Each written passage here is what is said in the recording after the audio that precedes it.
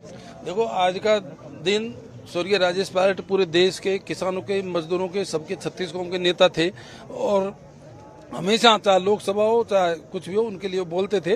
और दौसा का नाम उन्होंने पूरे संसार में, पूरे देश के अंदर प्रसिद्ध किया था। दौसा उनके नाम से जाना जाता है। आज उनकी पुण्यतिथि है, श्रद्धांजलि सभा है। हम इसको प्रेरणा दिवस के रूप में मनाते हैं और हम लोग उनकी कार्य प्रणाली से हम सब सबक लेते हैं और हमारा प्रयत्न रहता है कि जितने भी नेता हैं जो पायलट साहब को मानते हैं उनके पथ पर हमको चलना चाहिए और जनता का भला करना चाहिए। आपकी उम्मीद हम कर सकते हैं?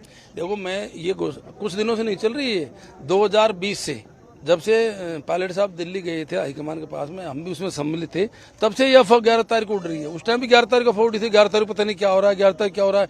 लगातार 3 साल से अफवाहें उड़ रही है, लेकिन सत्य होता है, दूध का दूध पानी। आज देख लो 11 तारीख है, सब उनके फॉलोअर्स आएंगे, श्रद्धांजलि देंगे उनको, उनका प्रेरणा दिवस के रूप में मनाएंगे, सब अपने घर जाएंगे। स्वर्गीय पायलट साहब हमारे प्रेरणा स्रोत थे और उनके पुण्यतिथि को हम प्रेरणा दिवस के रूप में मनाते हैं। स्वर्गीय राजेश पायलट किसानों के, दलितों के, आदिवासियों के, यहाँ तक कि 36 कौम के नेता थे और पूरे भारत को उन्होंने बहुत बड़ी हमारे दौसा की पहचान दी।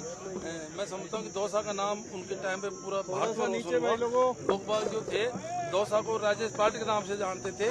जब बात होती थी, अगर हम दौसा के रहने वाले, लोग कहते थे कि पायलट वाला दौसा। मैं समझता हूँ कि ऐसा महान नेता की आज पुण्यतिथि है और हम सब उनके अनुयायी हैं। पूरे क्षेत्र में ही हर जगह श्रद्धांजलि सभा उनकी हो रही है। निश्चित ही हमको उनकी कार्य प्रणाली से, उनको गरीबों के प्रति, मजदूरों के प्रति जो उनके दया भाव थे। और पायलट साहब ये भी कहते थे, आपने देखा होगा कि जब तक देश की बड़ी कुर्सियों पे उन गरीब परिवारों के, किसानों के बच्चे नहीं बैठेंगे, जब तक सही नीतियां लागू नहीं हो सकती।